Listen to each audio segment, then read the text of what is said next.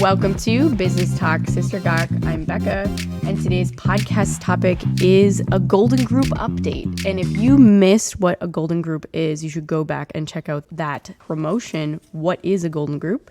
It was right before this episode, actually. And if you want to know more about the people talking, John Cook actually did some episodes with me in the past called How to Make Yourself Useful. So you can go check those out. That's part 1 and part 2 of that series. And today I also have another guest with me, and I'm excited to introduce both of them to you. Thank you both for being here today. Hello, Becca. You're welcome. Thanks. Can you tell me your names, first and last, and a little bit about what you both are working on? Well, my name's John Cook. I'm working on what we call the Crescendo project. It's a perpetuity project to see if we can find a way to fund the orchestra into existence forever. That's the Crescendo Youth Orchestra here in Hibbing.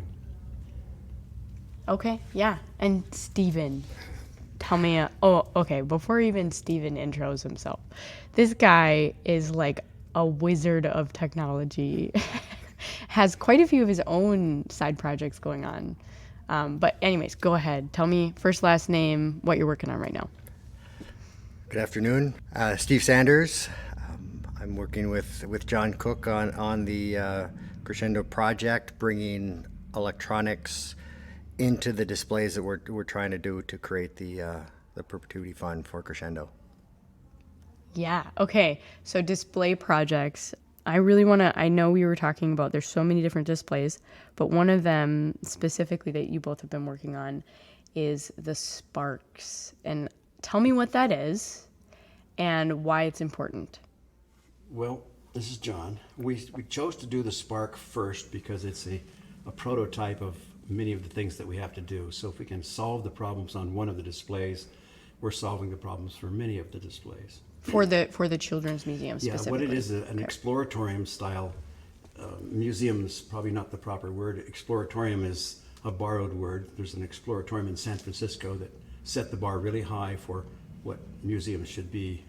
And that's because you go and you explore and you discover and you put your hands on it and have a really good time. We're looking at this as a beginning piece for our project. Let's work into the revenue stream we're going to go forward. The museum part of it is the proof of concept part of it for us. So the Spark machine is a way to say, if you can exchange the information of how a spark interacts with the world and how you interact with spark and how it's made all of our history, from lightning strikes down to electronics, that hands-on displays will begin to express and explain in exploratorium style how to unfold information that's kind of worth consuming. So that's why we call the Spark machine. It's a good start. It's a Spark, and it's a good machine to try, and it's going to be a lot of fun for people to play with when we're done. It's a series of displays, actually, not just one, but many pieces. So when Steve came on board to help do this, he's the spark to make it work, to bring the pieces to where we can electronically and visually make everything in an interface where people can actually touch it, look at it, play with it, and then we'll move to the next piece. Okay, so we're talking specifically, when you say spark, the concept and understanding and background behind electricity, yes? Or the spark behind understanding, the spark to ingenuity or to curiosity or to involvement, or just get up and have a spark in your life. And we thought that this Spark machine is a good allegorical way to begin to express it, both for ourselves and for other people. And it's a very visual thing when you start working with sparks, electricity or lightning or light or wavelengths or sound or music. All of these things are tied together to make a display that will do that. So it's the spark of everything. Right. Well, and especially when you talk on a lower level, in terms of like your actual brain synaptic connections and how that is actually an electrical charge throughout that aspect of coming to those inspirations. Exactly. Yeah. It's the spark. Yeah. So Stephen, tell me a little bit about what you've been working on in this project. So with the displays and specifically with the Spark machine, what we're trying to do is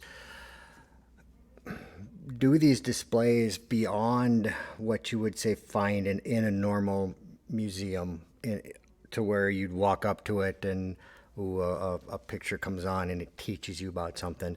As John said, it's more about an experimentorium. I think that's how you pronounced it. To where going beyond the exploration, we're going to go into experimentation. And so you can walk up to a display and without even touching the display, it's going to start interacting with you. These days, we are so tied to our cell phones, so tied to looking down and not looking at what's in front of us. When we were first trying to set up the sound on this, you said with John and his white noise, and he made the joke about your kids and you talk and they don't listen. Well, it's kind of these days, kids tend to just bury themselves into their phones. So we want to have new, fun, interactive ways to excite them and almost reach out and grab them and say, "Hey, come over here, come check this out."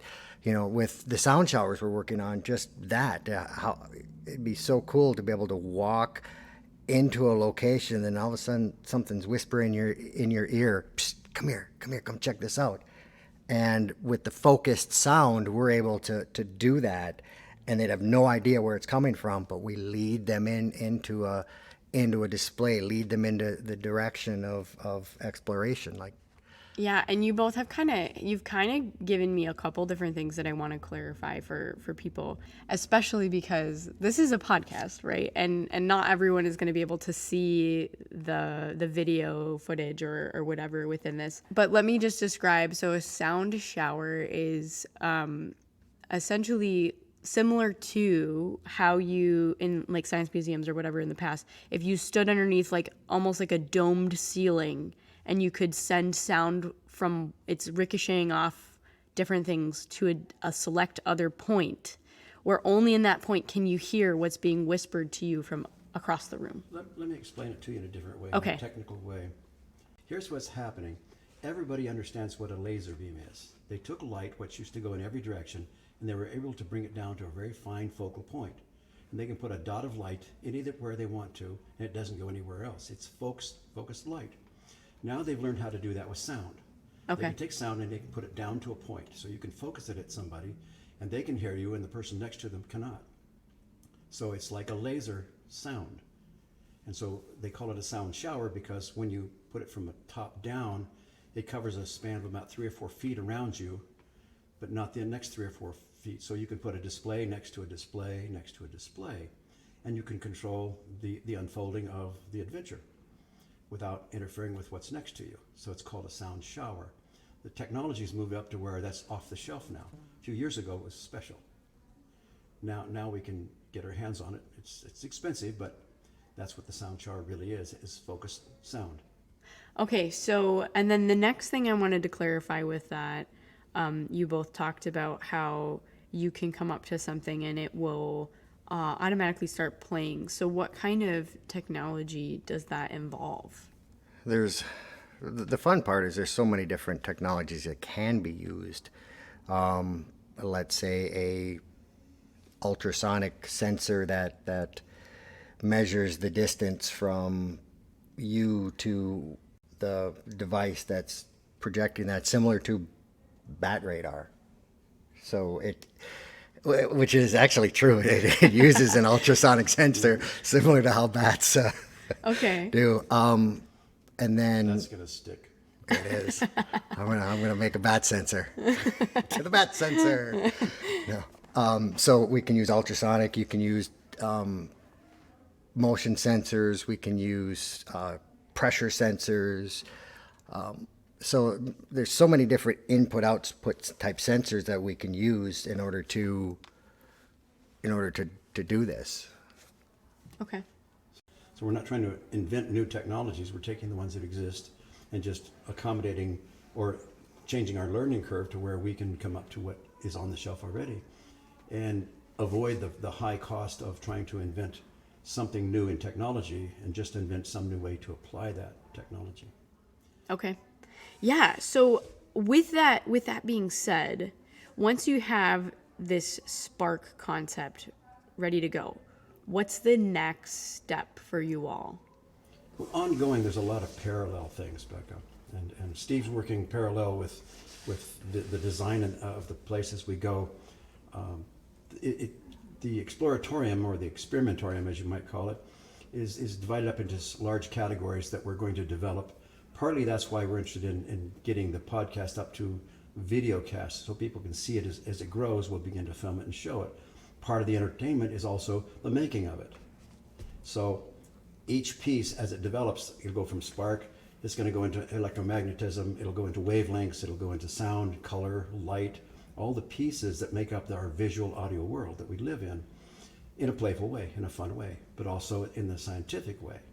So what's next is to begin to build the path forward in all of these areas simultaneously. Yeah, well, and I'm just like imagining the audio or the video piece with that, because I'm so used to podcasting where I can like make hand motions to you and be like, stop moving your foot, like, or whatever. And I'm like, oh man, we're on video. And so it's like, oh, I can't do that anymore. Or that's like clearly being seen by my facial expressions that's catching me off guard. Whereas like in the past, that was never something that I ever had to worry about. Or even a remote interview where I can mute myself to cough, which we is didn't have to used to worry about wiggling our foot. exactly, I know. So with all those things, all right. So right now, you're working on building this out, and I hear that you have already had. I mean, you've been working on this for years, but you've already had, even in the last week, some pretty big fanfare happening around the area. So tell me a little bit about that. Well, I think that's kind of Steve's story. He ran into that one. What's happening is that we're becoming finally, since we have a place to work, visible enough that it's interesting for people to say, what are you doing? And they come and look and they say, that's cool. And they want to say, gee, can I play too? But I think Steve's story of how that happened is his contact with people in the past brought an interview to us. So. Yeah, so for many years we've been trying to get this going, and for many years as well, I guess not more than many years, pretty much my entire life, I've had this dream of wanting to do content, whether it's writing, whether it's music, whether it's video, and so I've had some opportunities to get involved with film and television, and with that, I've met some really great people and some really great friends. One of them is Adam Jaganich with Fox 21, and we've still kept in contact, and we've talked and visited quite often. And when I told him that we were gaining a new space and moving forward, the first thing he said is when can I come and do an interview? And Okay. So here we are, we're in the space, and he came and did an interview for Fox 21, and that should be airing here sometime this week. And for those of you who are listening, this is actually already out, because this episode is going to be airing right shortly after that, so you can find it on Fox 21 as well. But with that, I'm just going to say, I already had the plan to interview you all, so I'm just going to throw it out there. First dibs. First dibs. And the most consistent. But we find that as we begin to demonstrate and show where we think we're going, the ability to both tell the story and to develop the story simultaneously is growing. And we think that the telling the story is part of the content we're going to make, and developing the pieces becomes the outcome that we're going to have in the future. That's where even Adam, when he came and visited, he says, I want to play too. Right. Well, and I think like it's really important for listeners, even in this episode, to understand. I don't know if you're noticing all the new background noises. And part of that is because we're in a space right now for the Crescendo Youth Orchestra, but there's even more fun space below this that's a little quieter, where there's going to be full out studio, right? And we're going to develop the prototype pieces in the basement here. Yeah. And a prototype or a proof of concept for each of the hills we have to climb. Mm-hmm. So the spark is one. Learning to have the interface for the technology is another. Mm-hmm. Can we attract people to like it? Are we on the right path? Those are all proof of concepts. And at some point then, can it emerge, and will people participate with us if it's good for them? each one's a proof of concept. We can do that in the basement here in real size and full time. Yeah. Well, and with that, there's like this whole piece of me that is like background for those who don't know context. I forgot my podcast recording equipment at home besides my computer. And so this morning was a mad scramble of, should I go home and get it? Should I get here? What should we do? And I know that you all are looking at putting together a studio space for podcasting. And so conveniently, you happen to have mics ready to roll. Well, in time, you'll become our guest in the podcast studio for filming. I look forward to it. And as it progresses, and then this is what Steven's working on, is all the things that actually make it work.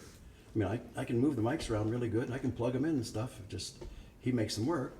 But at some point, it will be film, video, it'll be content, it'll be a library of content, and a series of stories that link together, and it's about the area. So as the people start to understand not only what we're doing, but it's about them, we hope that they'll become interested in why we're doing it and how we're doing it. Well, I think some of this stuff, when you're talking about building the studio and building a podcast and building for video and electronics and the whole shebang, if you would, what's happened is over the course of the last few years, we have not strayed from our path.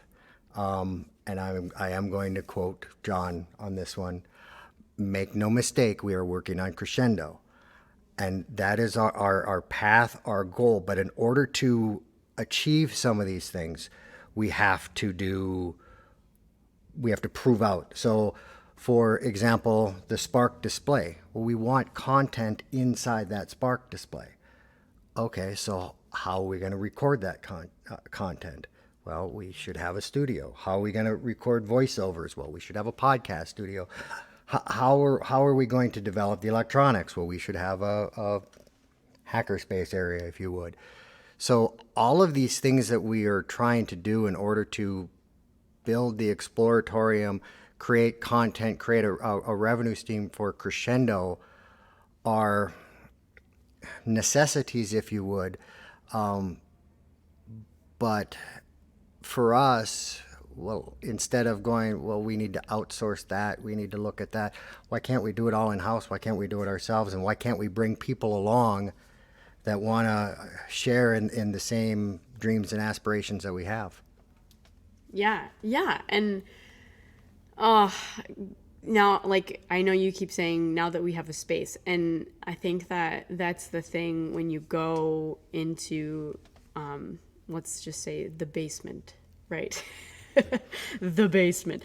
And I think you have a name, so you should tell me the name. But this building specifically, if you want to get even more technical with it, like there was a series I did, a history series on Dottie Power and how she built a business, and the building that we are in today, the Crown Ballroom, is in that series, and the rich history behind that. So you definitely can check that out. But where you go in the basement is a massive space that is almost like a creator's dream studio of and honestly, like I'm saying this mostly for myself, but like it's a place where you can literally play and do whatever you want because you guys have invested so much in building it and the technology itself. And you're both smiling right now because you're like, yeah, it's like the ultimate like tech dream place or whatever. But tell me a little bit about the name of the studio that you have created.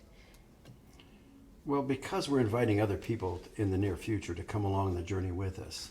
And some of those, such as yourself, you have your own studio in your own home. And you have a name on your studio. We would want you not to come under our flag, but alongside of it. There's other people who have names of what they're doing. So we looked at it and said, we need an overview name, which we're looking at as Birchwood Studios. Okay, Birchwood Because Studios. we're not Hollywood. We're not Pinewood in England. We're in the Northland in here. And we said, well, we're amongst the trees too. Why don't we call ours Birchwood? They can have Hollywood and they can have Pinewood. We'll have Birchwood. We thought that will fit it. Then other people's flags can fly in there too. When we have Steve has a company that we're joined in, and I have a company that he's joined in. I call my work Story Doors a studio. So I've been using that for 2 decades now. That what I do is called Story Doors.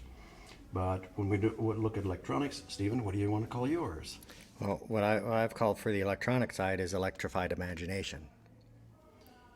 Which has a great logo, by the way. It does, and he's created it himself. And so this way we don't step on each other's personal studios, but together we come under the flag of Birchwood Studios. Other people will come along too who have their names. So it's just like when you say studios, it has an S at the end. It's not studio, it's studios. And if you look historically at any of the Hollywood studios or Pinewood studios, it's comprised of 15 or 20 different companies, some places 30 different companies in the same lot, where they go and they use all of the facilities together. They don't all build a podcast station, they don't all build a sound stage. They come and use them. And Okay. And so that's what studios would be, as a place where others can come and use. In the future, these studios will be many people doing many things. And one of our offerings in time will be our library of content. The museum is the project that we can do in person that doesn't really get knocked out of our hands. We can do that whether rain or shine, whether lots of money or little money, with time or not time, we continue to work on it. So as we grow, that path that's charted out, that's our spark. And the spark, like Stephen was saying, is, well, in that spark, we have sound showers, we have soundtracks, we have video films that'll go with it. The companion pieces that go alongside to tell that has to have a storyline. Those storylines have to be connected, and they have to fit the rest of the story that we're doing. So it's a very long process. You need a studio to do that. Yeah, and essentially what you're creating is content that anyone can enjoy and other people can contribute to and make their own as well as a piece of it. And I mean, there's so many things underneath that. And this is like, if you haven't seen something like this before, this is like a grassroots movement of where things really truly start for a lot of organizations and people who are visionary. And I mean, I kind of talked a little bit about that and what a golden group is and what's happening here. We've been laying the groundwork for a lot of this for 4 or 5 years. Steve and I started tinkering with this almost 5 years ago now. And so part of the upfront work was just, gee, do you think we could do it this way? Should we do something that way? And now it's coming down to this goes here and that goes there. So with a floor space and an envelope to work in, we can say, let's do that idea over here and we'll tag it to this one over there. So continuity is coming to focus. As we do, we want to share it with the community through podcasts, through video casts, and those will become short films. We're not a film studio, but we're going to studio that's going to film. We need the films. It's not a commercial project, but it will have a commercial outcome at some point in the future. So my final question for you both would be, what are you most excited about right now with this project for each of you? Blue sky. I mean, we Okay. that I am most excited about opportunity to play in a gigantic sandbox with anything and everything possible. We the motto is, can we do it? Let's find out.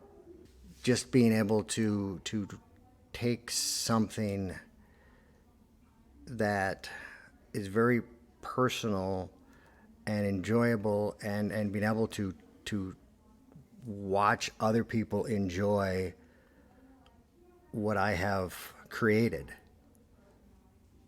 I think that's probably one of the coolest things that I'm looking forward to is when we have Tangible. one done, and we've set these things out, and you have child, adult, who name it, walk up and go, wow, and they leave in a way better than when they came in, or if I can give them something to enjoy, to learn, to grow, I think that would just be awesome. Mm-hmm.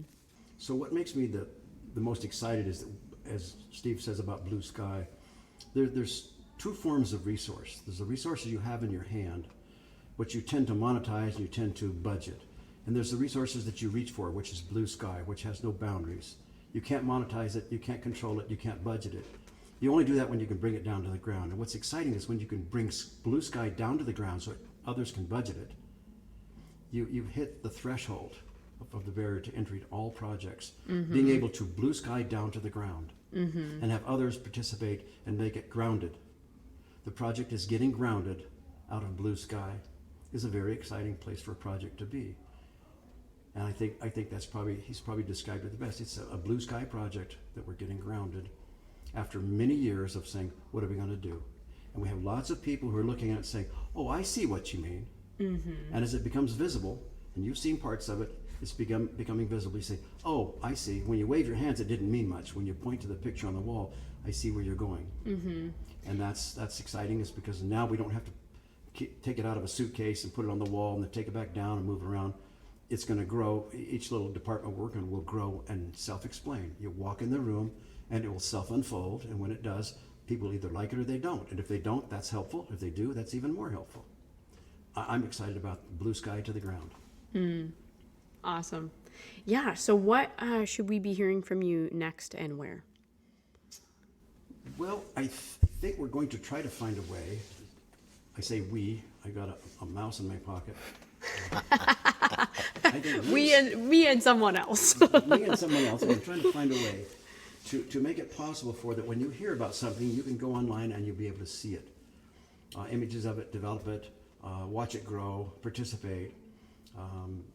The building of the library of content is part of that. How to do it, how to make it work is part of that. So we're shooting for the interface, how people can begin to touch it now while we grow it, because it's going to take quite a while yet to grow this. But we want to have pieces that are visible in a fairly short period of time. Podcasting is one thing, video podcasting is another, and then film clips, short film clips is another. Those will solve other problems for us in the display, so we need to kind of get on that next. Yeah. I think that's where we're headed, is becoming more visible to the community. And I think we'll, in that, maybe in the very near future, we'll start talking about this, what the story frame means, that we're telling the stories in, what the area means, what the core is, what the story core is, how it's going to work and why. And then the exhibits become a part of that story core.